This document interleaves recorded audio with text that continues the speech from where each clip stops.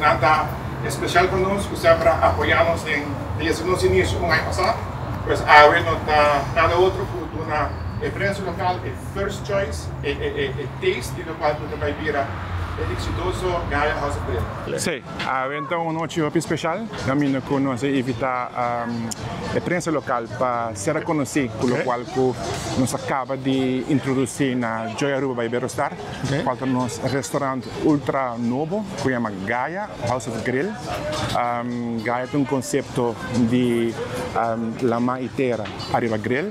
Pues ahorita una noche especial caminho com nossa abre e portam para primeiro viajar depois de vários lunas de construção, de planear e ahorita dia por fim com nossa abre portam de Gaia.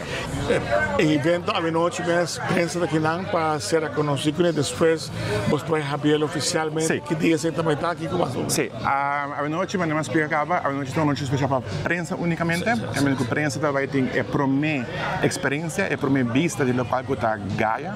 Oficialmente para o público rubiano, o público local e também nos visitantes, Gaia está abre outra semana de sabra, 17 de janeiro, 15 de Ataricaba.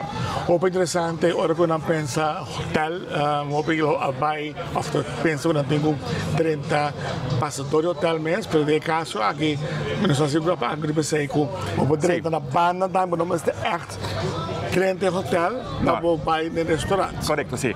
Mirando que Gaia está facing local da Eagle Beach, da parte delante de Joy Aruba, que é entrada muito fácil está Zijstraat, caminho com tu gente quando você acaba com a Screaming Eagle, que não acaba por dentro, tem amplo parquearplaats, bota parquear e bota cana dentro da Gaia facilmente, 5 tempo passa por delante de um hotel e acaba desde de Gaia acaba, vou dentro da Gaia.